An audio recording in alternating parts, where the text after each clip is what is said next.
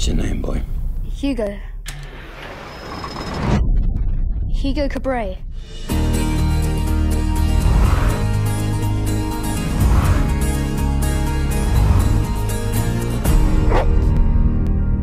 Where are your parents, little man?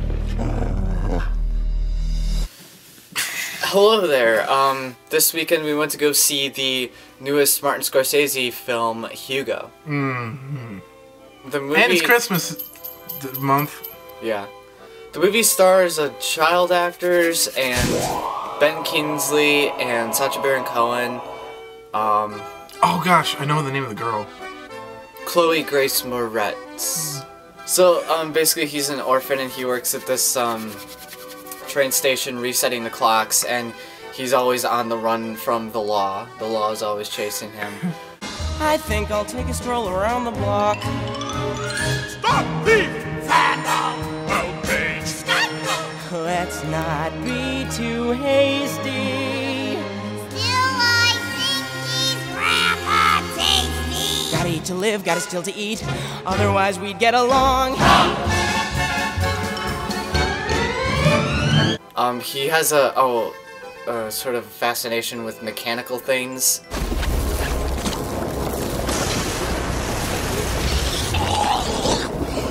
And cogs and gears.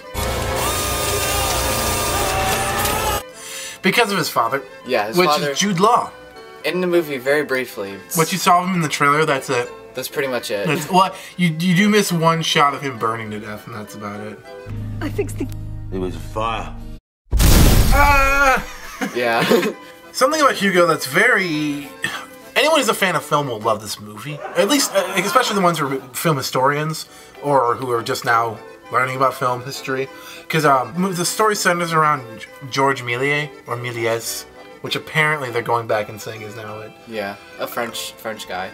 Well, okay. It's about that director and his legacy and how it relates to the Hugo's father. It's anyone who's a fan of film's not only going to find this whole plot to be right up their alley, but they're also going to enjoy a lot of the homages, the references, not just film in general, but pictures as well. Because there's a famous, I forget, I think it's just the crash at something Petersburg station. It's some station where it's the train falling out of the building. Yeah. And it's that shot almost verbatim on film. The thing about this movie is that it really reminded me of the film Amelie. In the way that it's about sort of I just say like an outcast type character who inadvertently affects the lives of people around him or her. And I guess it didn't really play into the overall plot, the way he was like interacting with these characters and their lives that was going on around him, but it was nice to see that. It's the way to go about it. Matt Reeves, take a pointer here, get some sticky notes and write it down. If you want to make a movie that's either a remake or influenced by one of these foreign films that just came out a year or two ago, I know Amelie came out a bit earlier, but don't make it shot for shot. Yeah. Make it your own story and just put influences in there. Not to say he got, that I don't even know if Amelie influenced him, but I wouldn't put it past him if seeing that movie and it somehow playing a part in this. Yeah. The 3D in this movie, he's an naysayer. I'm okay with 3D. This is one of those movies this is one of those movies that you should see in 3D because it seems like they filmed it with the conscious effort of turning it into a 3D venture. Not a 3D ride, not a Polar Express, where you're just flying through the countryside just cause we feel like it. Yeah. Oh look, here's to distract you from the plot that's not exactly there. But this movie, it's a way of setting up the establishing shots as well as having subconscious effects. There's a shot in there where Sacha Baron Cohen's leaning down to talk to these kids more, like to pressure them more, to get in their faces. And it's just a simple shot of him moving this way. Well, I guess it's that way for the camera. But the 3D effects makes him seem bigger and bigger, so it kind of looks like you're one of those kids being talked down. It's those little subconscious effects, little subtle effects that this movie and Pixar movies tend to do very well with. Yeah, as a 3D naysayer, I too would say you need to see this in 3D. movie. Which is probably this and The Lion King.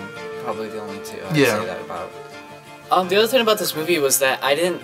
The trailer doesn't really infer a lot of the story. So I didn't really know what this movie was about, and then I heard it was kind of like a study on film and everything. I was expecting something like The Dreamers minus the incest, which it kind of did that. There were a few scenes where they see a movie and then that plays out later on in the actual plot, and they don't like... This is a humorous comparison. Don't show your kids that movie. No. You can show your kids Amelie, that's fine, but don't show them that movie.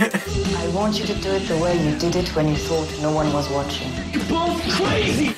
That's like watching Tiny Toon Adventures and then later in life you realize they made a Deliverance joke. How's that even happening? On a final note, I would like to say that I don't have children, but this is one of those movies that it makes me think about if I had kids, I would probably, I wouldn't be like strict about what they would watch, but just kind of make sure that they weren't watching terrible things all the time, and I'd want to show them good things like TV shows or movies and stuff like that. Yeah. This is definitely one of those movies that I would show my kids.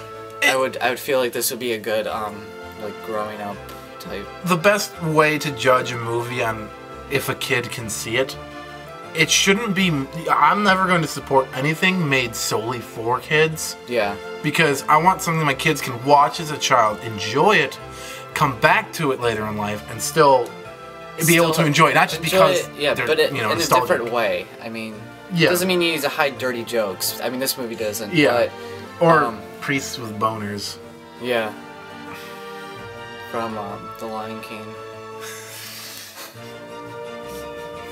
But it was good. I want to find other adjectives than good. It was well. It was a well. It was an admirable effort. Not an effort, because the effort implies that it didn't succeed. This succeeded in hand over fist over birds in the bush. An admirable accomplishment? I would say brigadier accomplishment. You didn't get the joke, did you? No, I got it. It wasn't funny at all.